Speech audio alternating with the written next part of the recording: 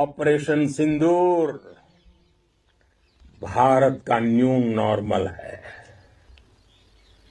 और जैसा मैंने कल भी कहा, भारत ने अब 3 सूत्र तय कर दिए हैं। पहला, भारत पर आतंकी हमला हुआ तो हम अपने तरीके से, अपनी शर्तों पर, अपने समय पर जवाब देंगे। दूसरा, कोई भी न्यूक्लियर ब्लैकमेल भारत नहीं सहेगा। तीसरा, हम आतंकी सरपरस्त सरकार और आतंक के आकाओं को अलग अलग नहीं देखेंगे। दुनिया भी भारत के इस नए रूप को, इस नई व्यवस्था को समझते हुए ही आगे बढ़ रही है। I want to bring in India Today's Aishwarya Paliwal for the latest on that. Aishwarya, we've seen that usually the CCS meetings in the past few days have led to a certain decision, especially with the ongoing Operation Sindhu. Tell me, how significant will this be? What is the reason, possibly according to your understanding, the CCS will be held tomorrow? Who all will be a part of it? Well, you know, this is the super cabinet, Pooja, that we are speaking of. And in this cabinet, let me tell you how secretive it is. The minutes are also not made. And we have seen how over the course of the last fortnight, this is the third time that the CCS will take place. It will begin at 11 a.m. tomorrow. It lasts roughly for about 15 to 20 minutes. Crucial decisions are taken in this meeting. In the CCS, it is decided the next course of action, what the government will do next with regards to the warlike situation that we have gone through. Now, one thing is very, very crucial. The top ministers will be told by the Prime Minister that you need to be ready just in case of an eventuality. So that's something that we will see the top ministries looking at, and also maybe a discussion on how next to squeeze Pakistan, because that's something that the government is still looking at doing. We have the ceasefire in place, but there are chances Pakistan might actually violate it. How India will then respond, how our armed forces will then respond, all those things will now be looked at. And the other important thing that we will see is that after the CCS, the cabinet will take place, which means that simultaneously the government is looking at the front on one side, how we need to make sure that Pakistan is shown its place, but on the other side, the growth that we have seen with regards to India, that does not need to stop. So after the CCS, we will have a cabinet, and then we might see some crucial decisions coming out with regards to the Indian economy in the cabinet decisions. All right, so we'll be keeping a watch on precisely the kind of meeting that will be held tomorrow. A cabinet committee on security, very crucial, especially at a time at this juncture. Aishwarya, thank you very much. I'll come back to you in a short while with more details on that. However, of course, the big highlight this afternoon, how Prime Minister Modi's strategic visit to the Adampur Airbase in Punjab debunked specifically, apart from other things, Pakistan's claim of destruction at the crucial base. And I want you to understand, why did Prime Minister Modi, of all our bases, visit India's second largest air base, the Adampur Airbase? Pakistan's Air Vice Marshal Aurangzeb, remember, was the one to claim with full theatrics in a conference that Adampur base of India has been hit by JF-17 Pak jets, have damaged the S-400 system. Look closely on your screens. The S-400 defense system, standing tall, functional, operational, in the background as Prime Minister Modi's salute coming in for the Indian Armed Forces. So symbolic and strategic. In fact, this is the defense system, remember, that saved multiple civilians of our country's military assets, when Pakistan missiles attempted to attack us but failed. And Pakistan military also attempted to claim later that they've shot down 5 Indian Air Force jets, including MiG-29. But our jets are right there at the Adampur Airbase. Again, another image that came in of Prime Minister Modi. So we'll go one by one, as I'm telling you. Prime Minister Modi clearly boosting the morale of the Indian Armed Forces, acknowledging the kind of contribution of the Indian Air Force, especially this time in 2025's Operation Sindoor. Now let me take you to Prime Minister Modi when he was seen walking, speaking to the air warriors, MiG in the background. All of this was sending a silent but a direct message, as much to our public of reassurance, but also to Pakistan, that you may keep throwing these fuzzy, fake Chinese satellite images with all the claims, but the fact is, on ground at the airbase, everything is fully functional. Our aircrafts are on standby, possibly taking a break from their precision strikes that happened barely 2 to 3 days ago. Now let me take you to the big visual. How did it all start? At the airbase, when Prime Minister Modi arrived, look closely. In the background, what do you see? This is the Super Hercules C-130. It landed on the airstrip with the Prime Minister Modi, of course, at the Adampur base. But what does this mean? That the airbase is not crippled. It cannot be. The air traffic control is working. That's the reason that such a huge military aircraft has been able to land, all fully functional. There cannot be a better messaging than this one. Also remember then him waving at the air warriors, standing with them, wearing an Air Force cap. All of this was highlighting that we are in this together, united. The political leadership and the leadership of the armed forces, whether the air warriors or the officers or the jawans on the ground.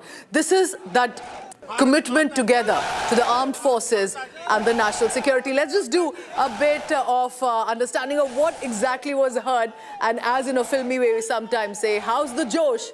Hi, sir. Bharat Mata ki. Bharat Mata ki.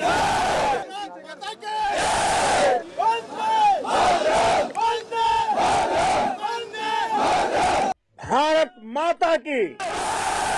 Bharat Mata ki.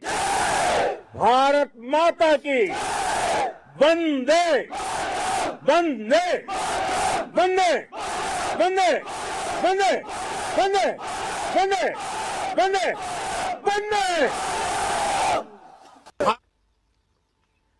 आपको ये हौसला, ये जुनून, ये जज्बा ऐसे ही बरकरार रखना है।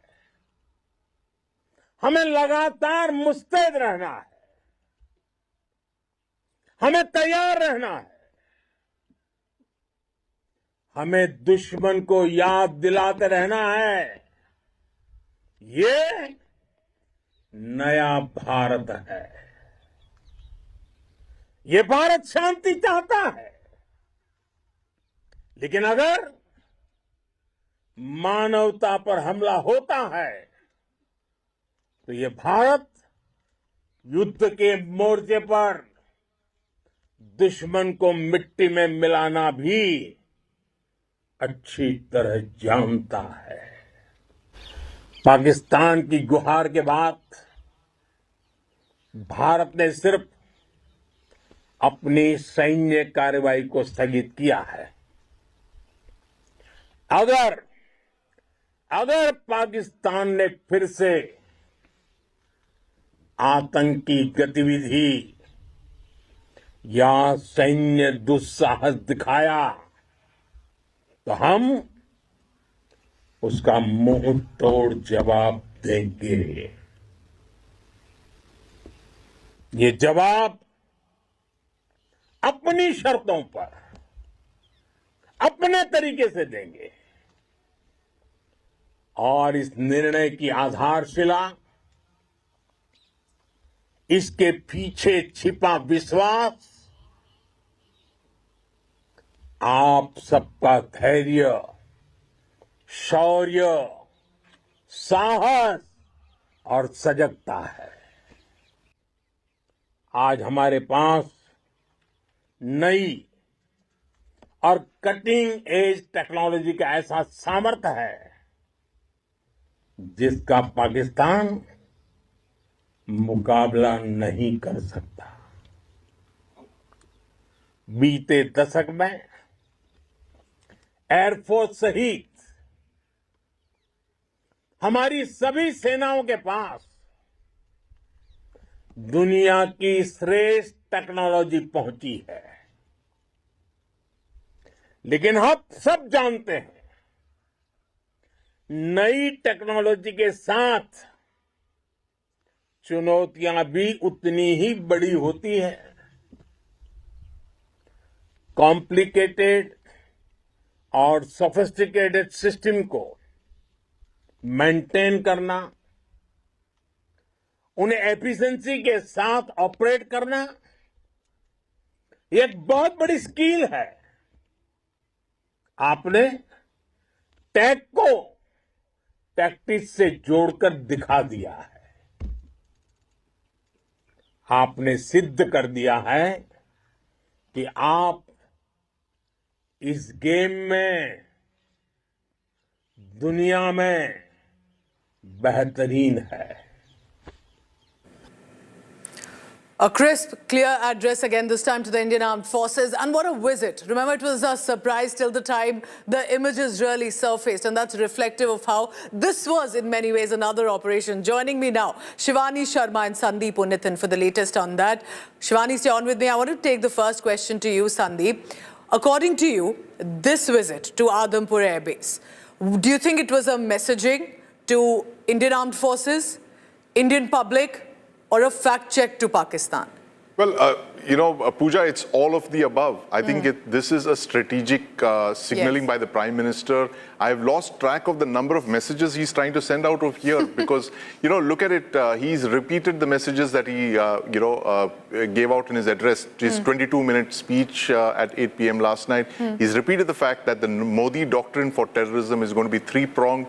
The fact that, there can be no distinction between a terrorist state and, terrorism. That nuclear blackmail will not work, and any attack on India, a terror attack, will be considered an act of war. He's repeated that, and the setting of this is really important, Pooja. You've seen the S-400 has been with India for 4 years. You're seeing it in the public for the very first time. That's true. I've seen these launchers in St. Petersburg when they were about to be shipped to India, but this is the first time I'm seeing it here on Indian soil.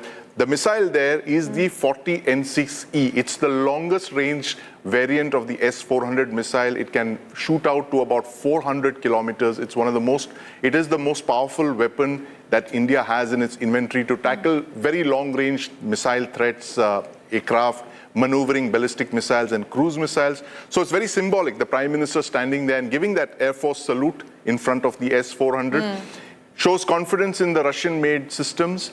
And also the MiG-29, Pooja, that's another Russian piece of Russian hardware that's been with India for 40 years. So there is multiple signaling at multiple levels. And this is no coincidence that all of this is in the background. It's all there. It's all arranged there to send out a signal to Pakistan that everything is intact, all is good, all is well. And it's also, I would say a subtle signal to the United States that these two pieces of hardware, they're very critical Russian hardware, Pooja, and possibly you could be looking at India trying to buy more of these. We have orders for MiG-29 in the pipeline, modified MiG-29s, and of course, additional units of S-400. So this is India signaling to the rest of the world, including the United States, that they're going to go ahead with more purchases of the S-400. That is a very, very big thumbs up from the Prime Minister standing there. He rarely does this kind of signaling, Pooja, unless he wants to convey a very important message. And there he is with the troops, with the air warriors, in the middle of an ongoing military operation, which is Operation Sindhu, standing there with two very critical pieces of hardware, Russian origin hardware, indicating that India has faith in these platforms and also the country that has supplied them to us, indicating that, we will not only look at Western hardware or indigenous hardware, we will turn to the Russians for this high-tech critical hardware like the S-400, one-of-a-kind missile system, Pooja. We're possibly looking at more of that. And of course, the fact that the Indian Air Force remains Prime Minister Modi's weapon of choice to fight terrorism. He indicated that yesterday, in his 22-minute address to the nation, where he said the Pakistanis were, expecting something on the border, indicating something like a Parakram or a cold start. But we hit them from the air. We, struck into their hearts, indicating the fact that he will not hesitate before using the Indian Air Force, which in the past has never been used in the way that Prime Minister Modi has chosen to do. So first in Balakot in 2019, single strike, single location, handful of aircraft, and now this unprecedented rampage through Pakistan. the kind of high-tempo operation that the Indian Air Force has never undertaken since 1947, Pooja. And I think in many ways, Adampur Airbase visit is a study in so much to say and has been said without saying as much. I think it's interesting the manner in which it was all arranged. In fact, there's another image I'll discuss with you after I come from Shivani Sharma, and that image is of with the fighter jet with that banner of how the enemy pilots don't sleep in peace. We'll discuss that as well. Shivani, first I bring you in here in this telecast. Tell me about what messaging does this mean to be with the Indian Air Force personnel, the air warriors, the officers, men and women in uniform at this juncture, especially when we're talking about the offensive power of the Indian Air Force and how it led? Pooja, I want to take this ahead from where you've left by that slogan on the wall there when Prime Minister Narendra Modi was standing for a selfie, that this is why the enemy do not sleep. But there's another joke that is doing the round, Pooja, that is about the air defense systems of Pakistan. Somebody told me that I slept like the air defense system of Pakistan after so many sleepless nights. So that's another joke that's doing the rounds. One more thing you said was the theatrics of the air chief of Pakistan, where he was Air Vice Marshal Aurangzeb, yes. Yes, he was trying to bluff the world about the damages he's inflicted onto India. To that, Prime Minister Modi has countered that bluff, that theatrics, by being on the ground, by showing the assets, the real assets India possesses, the S-400s, the MiG-29s, and the runways that are intact, the personnel with high josh out there. So all those fake narrative that Pakistan was bringing in, all that bluff it was trying to inflict, has been busted.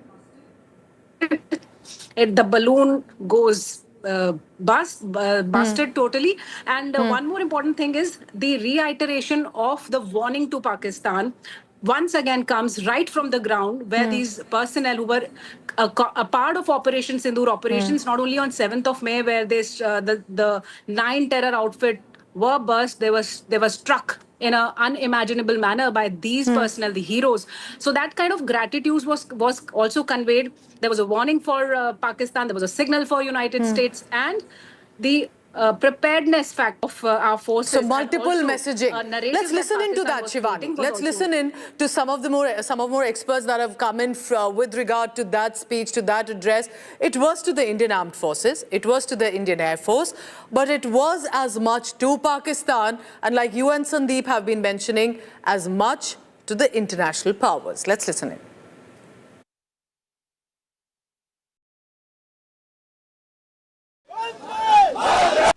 आतंक के आकाओं को अब समझ आ गया है। भारत की ओर नजर उठाने का एक ही अंजाम होगा, तबाही। भारत में निर्दोष लोगों का खून बहाने का एक ही अंजाम होगा, विनाश और महाविनाश। जिस पाकिस्तानी सेना के भरोसे ये आतंकी बैठे थे, भारत की सेना, भारत की एयरफोर्स और भारत की नेवी ने उस पाकिस्तानी सेना को भी धूल चटा दी है।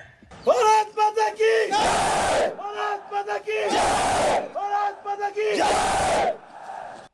आपने पाकिस्तानी फौज को भी बता दिया है,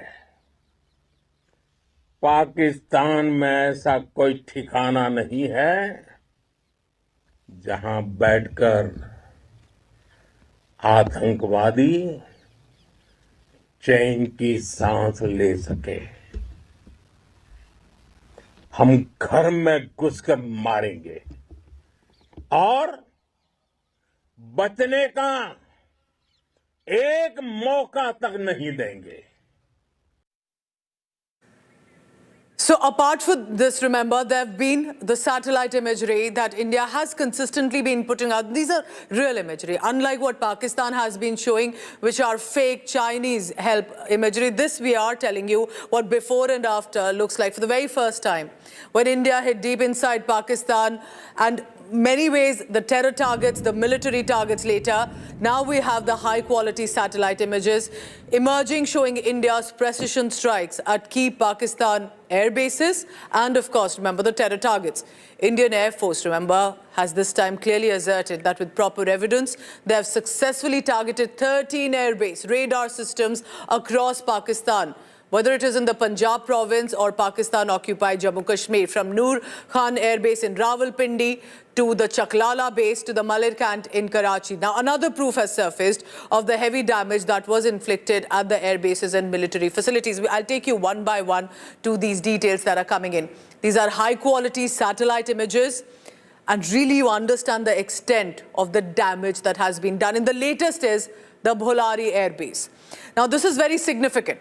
The clear recent images accessed by India Today show how the Bholari Airbase was worst hit among the locations that were on Indian target list and hit deep inside Pakistan territory. Look closely. The before and the after. You can see the roof of the hangar where these jets, fighter jets especially, are housed. It is damaged, it's crippled. You cannot use this airbase at least for the next few months till they'll try to put it back together. But it's the same base where we are told that 50 Pakistan Air Force personnel, including, remember that one named squadron leader Usman Yusuf, were killed in the strike. Multiple jets that are believed to have been housed here have been destroyed. India used the BrahMos missile to target the airbase. So remember, keep it in your memory, Bholari Airbase and the BrahMos missile. Another major operational base, Pakistan Air Force, Sargodha, was struck. Again, this is, remember, a huge deal. Pakistan never expected all these years, decades, that India could strike on these targets, and successfully so. The airbase is home to the Combat Commander School, operates multiple squadrons of the Mirage 3, GF-17, F-16 and F-7P. These satellite images clearly show both the airstrip, look closely, both the airstrip of the airbase destroyed in the strikes. That means it has rendered the airbase non-functional for now. Jacobabad Airbase houses GF-17, F-17 squadron severely hit by our forces. Satellite images show damage to the roof again of the hangar, debris all around, even the ATC building seen destroyed in this. The airbase after is battered by India. Remember all of this, India was forced to take this step. We hit their terror targets. Then they used Pakistan military to try and hit our strategic assets and a civilian population. We defended that, but we also decided to hit back. All of these images have been accessed, compiled by my colleague Ankit Kumar, editor of our OSINT team. Ankit, take us through these images. Help explain of how different is the before and the after of some of the most crucial air bases. And unlike the Adampur Airbase, fully functional, Prime Minister Modi can land there, meet the forces. These air bases are non-operational for a while. Well, Pooja, there are two reasons why these pictures become very important. First, of course, because of the quality. You know, on day one, we saw the 10-meter resolution pictures. On day two, 1 to 3 meter resolution. This is ultra-high resolution pictures, less than 50 centimeter. When we say less than 50 centimeter, what do we mean? We mean the pixel size is less than 50. Now, this is as clear as you can get. On your screen is a UAV base in Pakistan's Sukur. Now, this was a before attack image. Cut to May 10, you can see this entire hangar that houses UCAVs that has been completely destroyed. In the second picture, Pooja, in the second picture, this is Noor Khan base, perhaps one of Pakistan's most VVIP sites, most protected because of the VVIP movements. You have refueler tankers, you have the transport aircrafts, you have private jets. On May 10th, this entire segment has been vanished. You can see this entire segment has been vanished. The beauty of these pictures, Pooja, is because India Today has sourced these pictures directly from the satellite company. They are ultra high-res pictures. You can zoom in as much as you want. The second reason why these pictures are important, Pooja, is because these are commercially obtained pictures. So Pakistan or the government of Pakistan may deny pictures released by Indian military, by ISRO, but these are released by a US-based satellite company. And that is why these pictures become very much relevant, not only for in the context of India-Pakistan conflict, but also for people of Pakistan. The global media, remember, are now publishing these pictures. So these pictures become very important. Last on your screen will be another picture from Rahim Yar Khan, southern Punjab, very close to international border. You can see this runway. What happened here on May 10th? One of Indian Air Force missiles struck this airbase, very much precision, and this runway is now redundant. So all this is, if I can say, the ultra high resolution version of leg 3 of Operation Sindhu, Pooja. But Ankit, do you think that at this juncture, because I remember Rahim Yar Khan base is the same satellite image corroborating the ground crater, of which also we have an evidence. How do you think possibly the world will pick on it? I've seen perhaps at a juncture like this, Pakistan trying to convince the USA and other nations. But with these images, do you think in many ways the lies and propaganda of Pakistan stands busted? The narrative in Pakistan or the mainstream Pakistani media still largely remains that Pakistan has somehow managed to shoot down so many Indian aircrafts. But with these pictures making their way even through social media, now we can see start of conversation. People have started questioning, especially workers belonging to PTI. They have started to question their military about their version of the story. You know, 1971, 1965, 1948, Kargil, Pakistan military has their own version. In this case, they also have their parallel version. But with these kind of evidence coming in, people on social media have now slowly started to question the narrative put forward by the government and the military.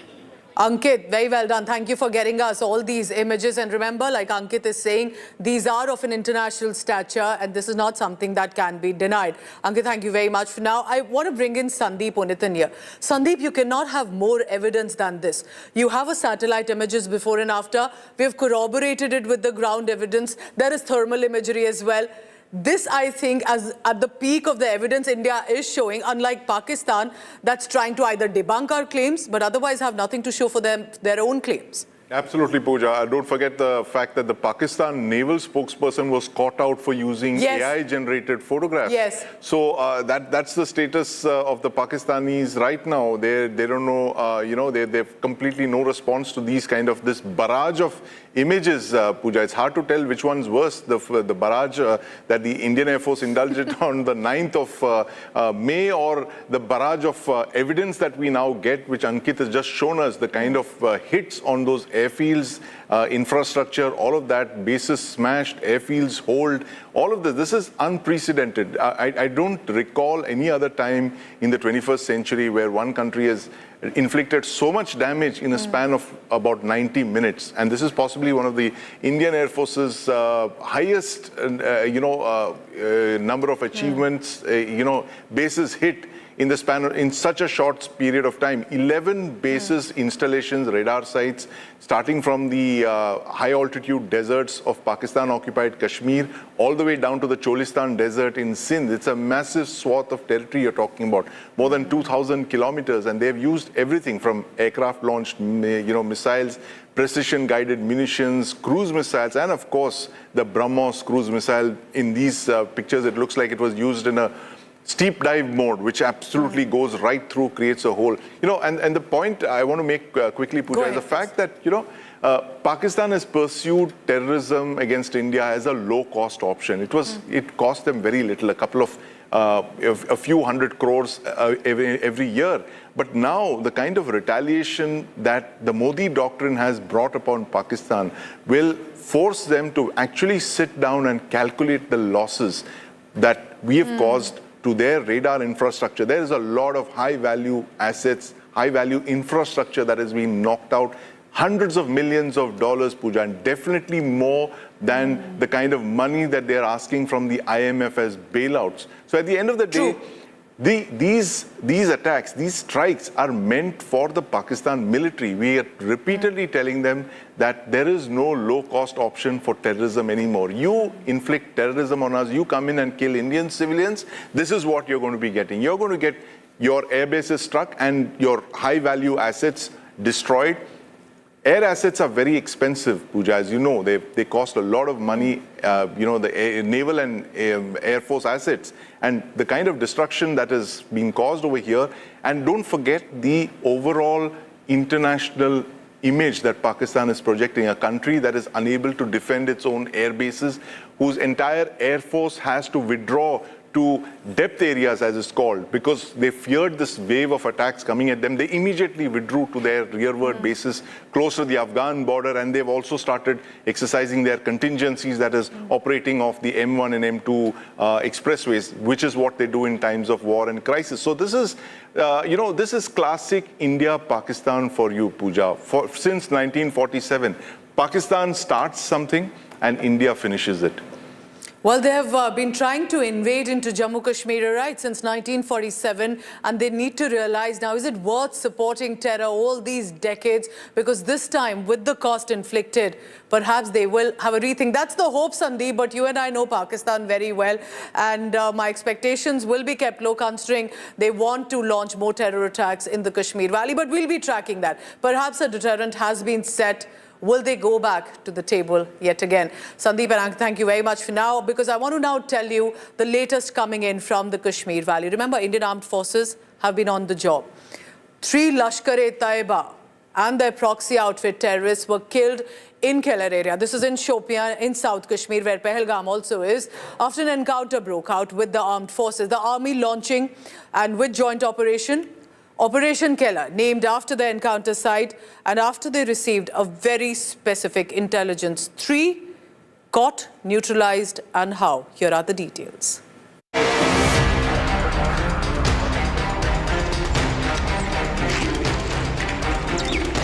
Fight against terror intensifies in Jammu and Kashmir.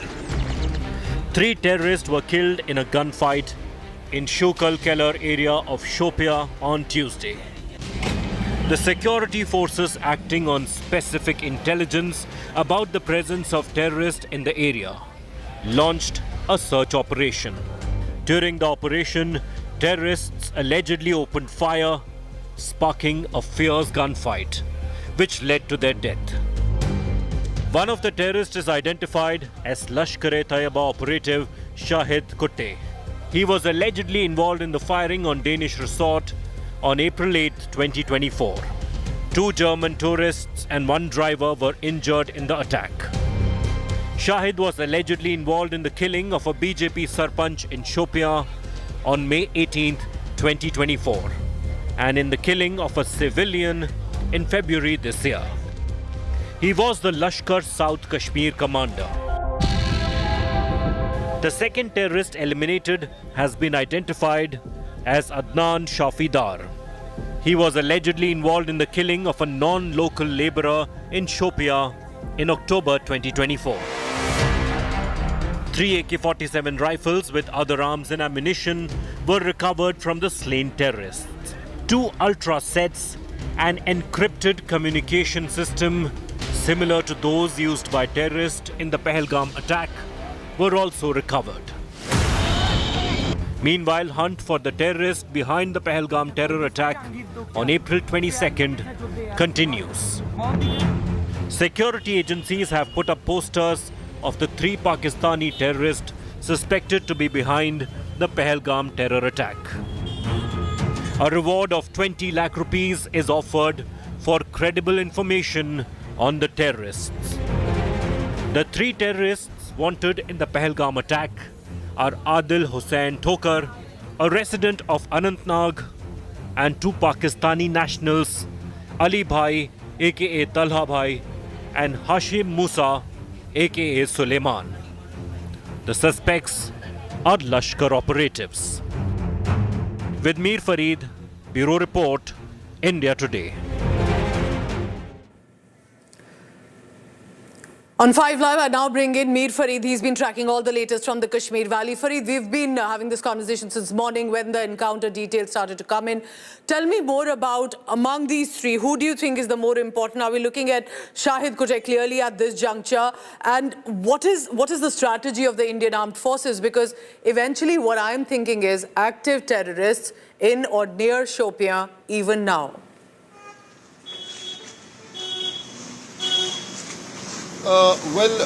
Pooja, before I give you details of these three, let me also tell you that just now we got this information that Kashmir Revolution Army.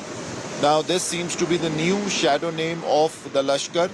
They have come out with a press note and said that three of their cadre, including Shahid Ahmed Kutte, Ehsanul Sheikh, and Adnan Shafidar. So this also tells us that the third one who has been killed is now been identified as Ehsanul Haq. Now he's a local from Pulwama and got active just last year.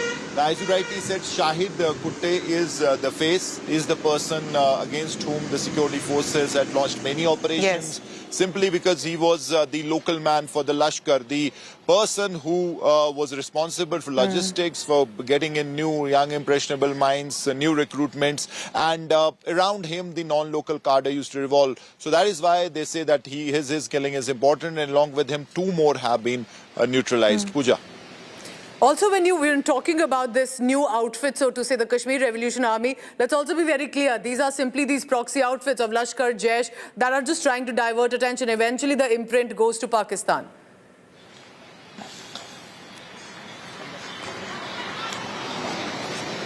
Yes, Pooja. In fact, we've seen since last couple of years they have been working, they have been operating under different names. Like, for example, People's Anti-Fascist Front and the Resistance Front. Now, these are said to be the shadow outfits of the Lashkar. And then you have the Kashmir Tigers, which is being seen as a shadow of Jaish-e-Mohammed. All right, Farid, keep tracking all the latest on that. I'll come back to you in a short while. The Ministry of External Affairs press conference is set to begin.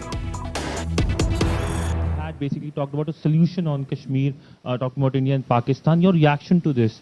And secondly, sir, my other question is on India-Pakistan ceasefire or understanding. The conversation between which all countries led to this ceasefire? What was India's view on that, on mediation? And what did India convey to these countries? Okay, Jessica. Hi sir, this is Jessica Taneja for DD India. Now that both sides have agreed for stoppage of firing and military action, what will happen to the Indus Water Treaty? Because Pakistan has said that stopping of water will be considered as an act of war. What are your views on this? Kadambini.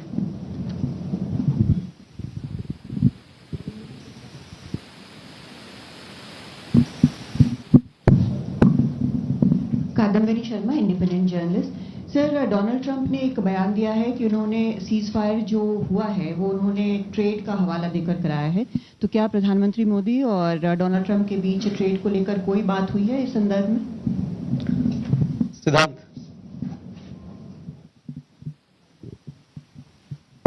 Hi sir, I am Siddhant from CNN News 18. Sir, in reaction to a statement which came from Pakistan's Foreign Ministry on Prime Minister Modi's speech at from frontline Adampur Airbase. Okay, let me take these questions and then we'll come back for more. So Siddhant, regarding your question,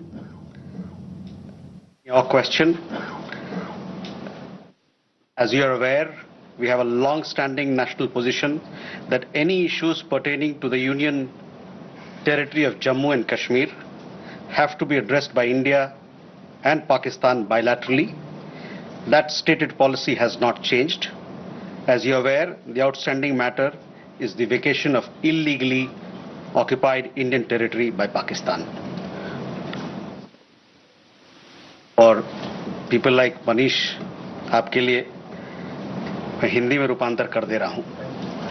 हमारा लंबे अरसे से यही राष्ट्रीय पक्ष रहा है कि भारतीय केंद्र शासित प्रदेश जम्मू और कश्मीर से संबंधित किसी भी मुद्दे को भारत और पाकिस्तान को द्विपक्षीय तरीके से ही हल करना है। इस रीति में कोई बदलाव नहीं हुआ है।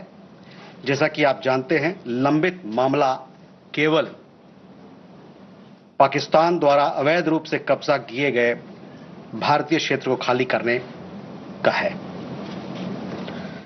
Siddhant, you had another question regarding ceasefire and what sort of role other countries played, etc. See, the specific date, time and wording of the understanding was worked out between the DGMOs of the two countries at their phone call on 10th May 2025, commencing at 15:35 hours. The Foreign Secretary had made a statement in this regard, as you would be aware. The request for this call was received by MEA from the Pakistani High Commission at 12:37 hours. The Pakistani side had initial difficulties connecting the hotline connecting to the Indian side due to technical difficulties. The timing was then decided based on the availability of the Indian DGMO at 15:35 hours. You will of course appreciate that early on 10th morning, we had mounted an extremely effective attack on key Pakistani Air Force bases. That was the reason they were now willing to stop firing and military action. Let me be clear, it was the force of Indian arms that compelled Pakistan to stop its firing.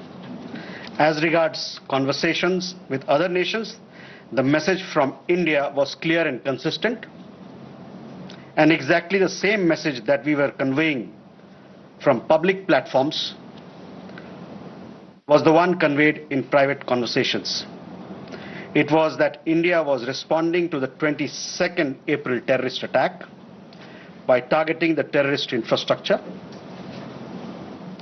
However, if the Pakistani armed forces fire, Indian armed forces will fire back. If Pakistan stops, India will also stop. This was also the message that was conveyed to the Pakistani side at the time of the commencement of Operation Sindhu, which was not heeded to by the Pakistani side at that time. It is natural that many foreign leaders who heard this from us would have shared it with their Pakistani interlocutors. Jessica, you had a question on IWT. The other day you saw that after the CCS decision, this Indus Water Treaty has been put in abeyance.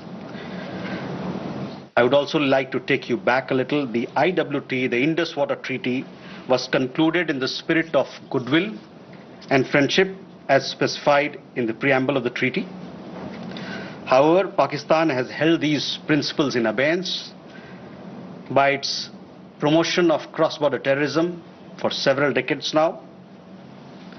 Now, as per CCS decision that I referred to of 23rd April, India will keep the treaty in abeyance until Pakistan credibly and irrevocably abjures its support for cross-border terrorism. Please also note that climate change, demographic shifts and technological changes have created new realities on ground as well. Kandarmi had a question regarding trade matters. From the time of Operation Sindoor, commenced on 7th May, till the understanding on cessation of firing and military action on 10th May, there were conversations between Indian and US leaders on the evolving military situation. The issue of trade did not come up in any of these discussions.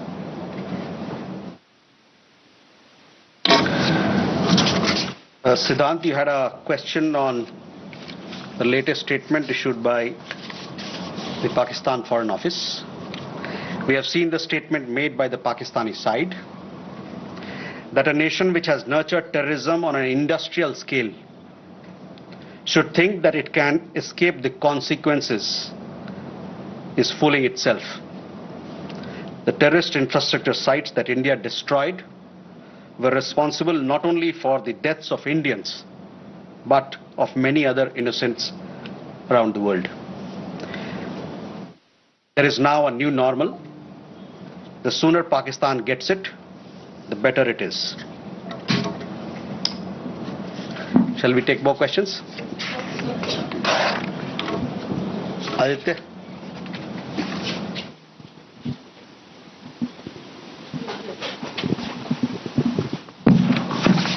Mr. Jaiswal, I have two quick questions. One, that some of the Indian diplomats who have given interviews abroad have said that India has electronic intercepts and gathered intelligence linking to Pahalgam attackers to the handlers, and they have been planning more attacks. So have you given any kind of this evidence to the foreign attaches and diplomats that were briefed today, and in the context of ambassadors also that were briefed earlier?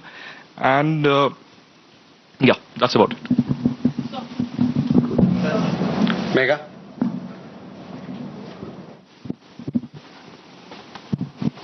Good evening, sir. Megha from NewsAx. My question is that India, it's being reported, is going to be sending a team to the UNSC 1267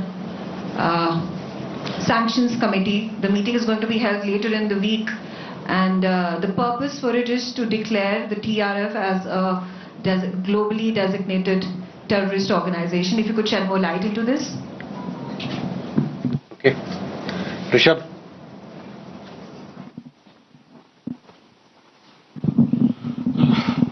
Spokesperson, good evening. Rishabh from Times. Now, I have just two questions here. Pakistan Foreign Minister Ishaq Dar has given an interview to CNN, and where he has claimed, suggested that India was keen to have the ceasefire. Your comments on that? Also, there are a lot of buzz on social media as well as in various international media about nuclear leakage in Pakistan. Can you shed some light on that as well?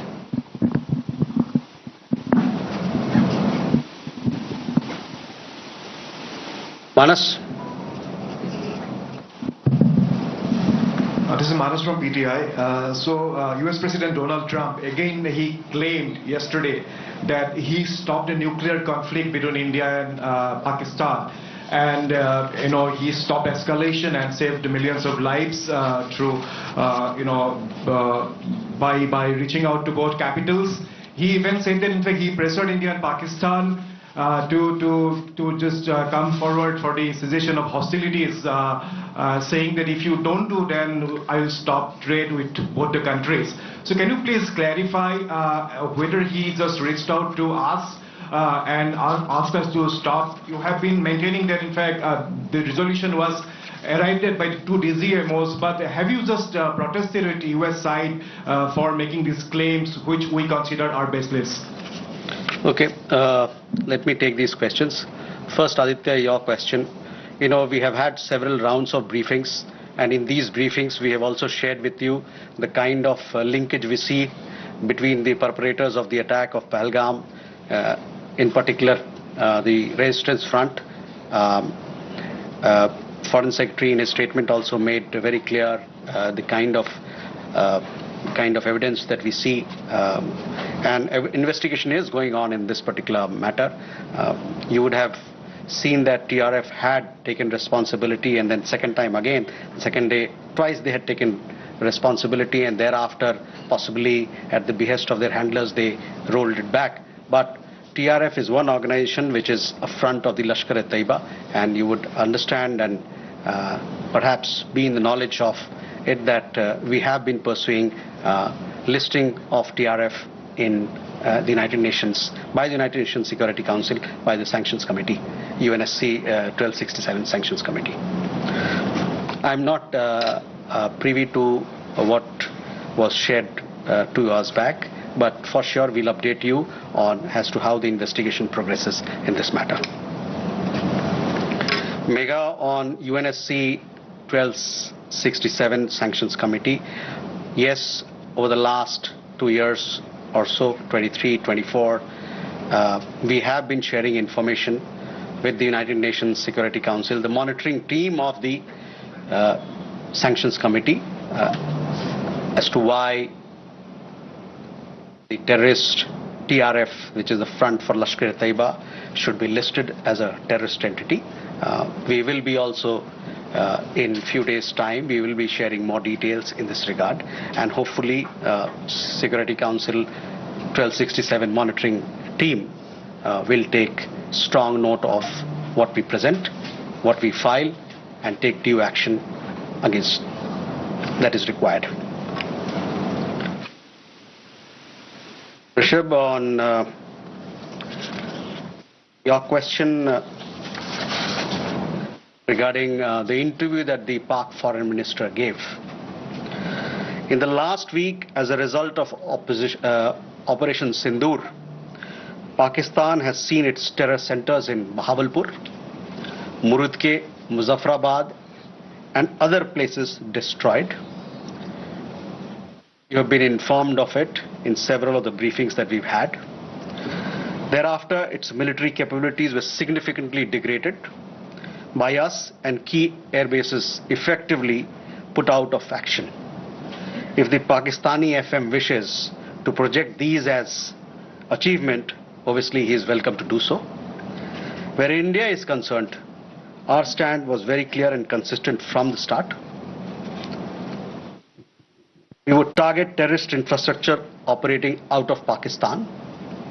If the Pakistani military stayed out, there would be no problem.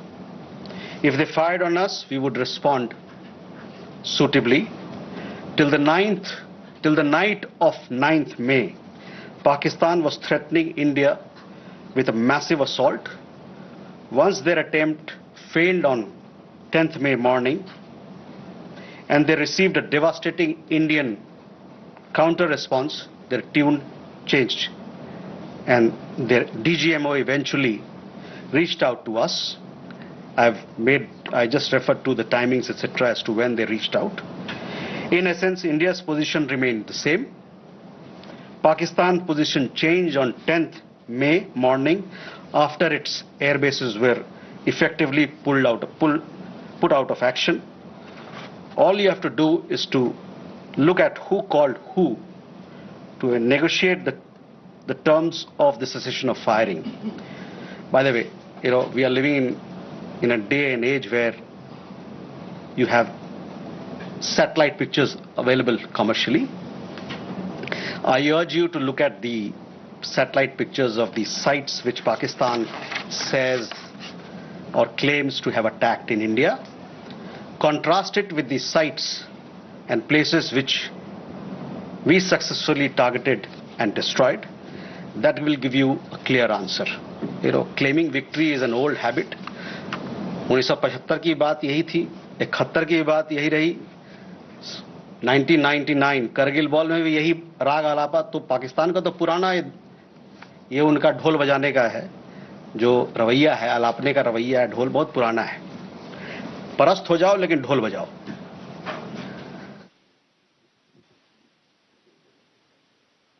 Rishabh, you also had a question regarding on that. I think there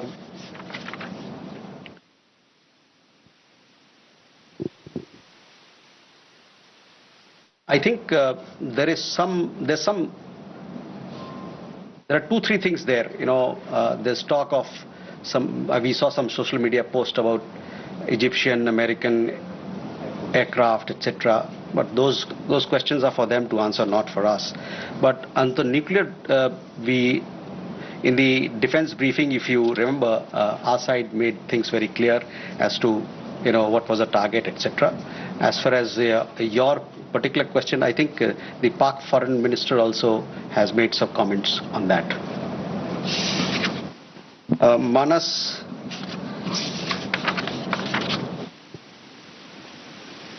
about nuclear issue that you pointed out. See, the military action from our side was entirely in the conventional domain. This was also made very clear in the defense briefing yesterday. There were some questions also which were asked. There were some reports, however, that Pakistan National Command Authority will meet on 10th May, which we saw, but this was later denied by them. Pakistan FM has himself denied the nuclear angle on record. So, Rishabh, that also answers your question. As you know, India has a firm stance that will that it will not give in to nuclear blackmail or allow cross-border terrorism to be conducted invoking it. In conversations with various countries, we have also cautioned that their subscribing to such scenarios could hurt them in their own region.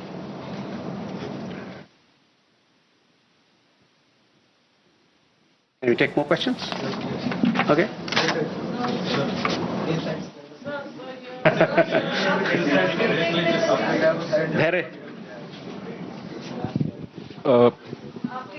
Good evening, sir. Heron Aishwari from Sputnik, sir. Just a clarification. Secretary Marco Rubio tweeted that India and Pakistan had agreed to ceasefire as well as start talks on a broad range of issues at a neutral site. So would it be possible to get a clarification on this if we agreed to that? And sir, the second question is about India-US trade talks. India has formally notified the WTO proposing retaliatory tariffs against select US imports over Washington's tariffs on steel and aluminum imports. Would it be possible to get a clarification on this? And does it affect India's negotiating position vis-a-vis the bilateral trade agreement? Thank you. Okay, Smita.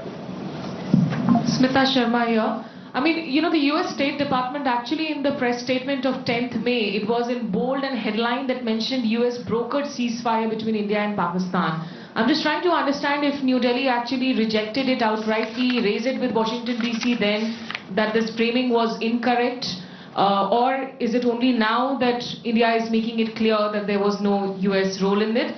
And just a quick question on whether there's any update on PK Sahu, the BSF constable, who has been in Pakistan captivity for more than 20 days now. Or he's been arrested there because he never crossed. Swasri.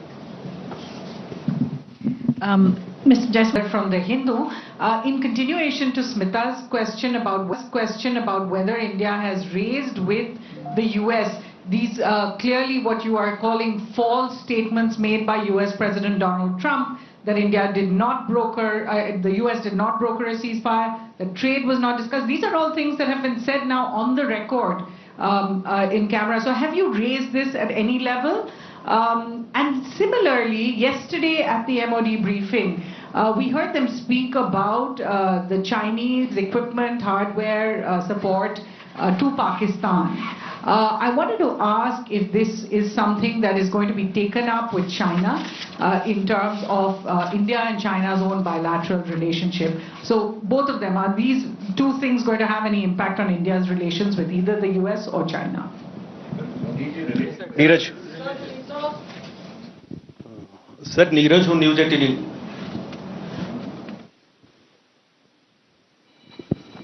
Sir Neeraj हूँ news 18 India से। आपने कहा कि कई अमेरिकी नेताओं की बात मिलिट्री जो कार्रवाई चल रही थी भारत की उस दौरान बातचीत हुई। प्रधानमंत्री नरेंद्र मोदी से किस अमेरिकी नेता की बातचीत हुई? क्योंकि मीडिया रिपोर्ट में आया है कि अमेरिकी उपराष्ट्रपति जेडी वांस ने उनसे बातचीत भी किया और यह भी अनुरोध किया था कि वो अपनी मिलिट्री कार्रवाई को थोड़ा कम करें, डीएस्केलेट करें। और दूसरा सवाल यह है कि जब भारत ऑपरेशन सिंदूर में चल रहा था पाकिस्तान के खिलाफ, आतंकवाद के खिलाफ माफ कीजिएगा, तो बांग्लादेश में अवामी लीग पर बैन लगा दिया वहां की सरकार ने। भारत इसको कैसे देख रहा है? Okay, first regarding your question about Secretary Rubio's comments. On that, I've already spoken. I've told you how the understanding between India and Pakistan was bilaterally reached and what was the conversation that we had with other countries. On trade matters, I do understand that there is a proposal which has been made in Geneva. It has been made very recently, so I don't have further details on that. But for sure, we'll update you with the matter as we progress with those negotiations.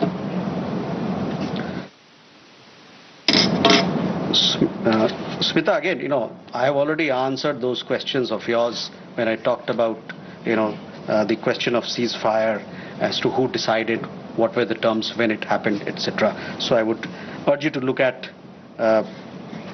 those comments of mine. I've told you that we have conveyed our position. I conveyed our position here on record, so I will request you to look at that.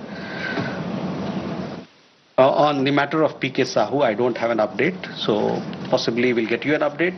But these are matters which pertain to the Ministry of Defence and they're looking into it. Again, Suhasini, on ceasefire, I've made India's position very clear, where we stand. So I would urge you to look at my comments. On the other question that you had, and possibly it had come up in the conversation or the press conference yesterday, there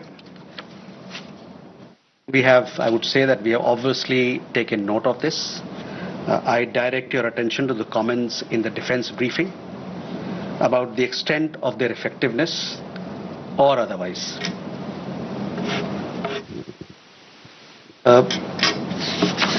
Neeraj, आपके दो सवाल।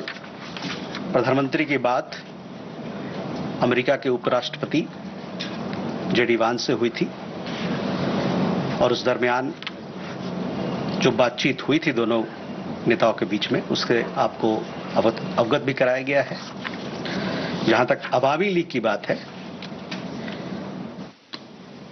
the ban on the Awami League without due process is a concerning development.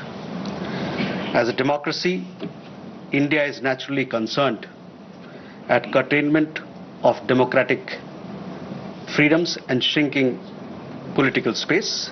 We strongly support the early holding of free, fair and inclusive elections in Bangladesh. जो अवामी league पे ban लगा है वो एक चिंता का विषय है। एक जो लोकतांत्रिक प्रणाली में एक तरीका होता है सब काम करने का, वो ड्यू प्रोसेस को दरकिनार करके किया गया है। एक लोकतंत्र के रूप में Bharat Live briefing there by the MEA spokesperson. Several big takeaways where clearly he's mentioned as far as the question over America's role is concerned. He said there was no mention of trade with America and clearly ceasefire happened because Pakistan initiated it. He's reiterated India's stand that there is no question of a third-party intervention on the issue of Jammu and Kashmir. So we'll talk about those takeaways, but let's bring the focus to the Prime Minister's speech earlier today at, in fact, the Adampur Airbase. Bharat माता की, भारत माता की। अगर पाकिस्तान ने फिर से आतंकी गतिविधि या सैन्य दुस्साहस दिखाया तो हम घर में घुसकर मारेंगे।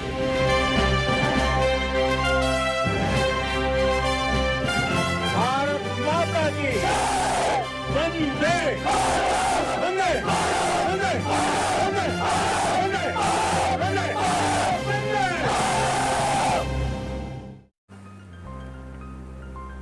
So the Prime Minister there speaking to all of the personnel.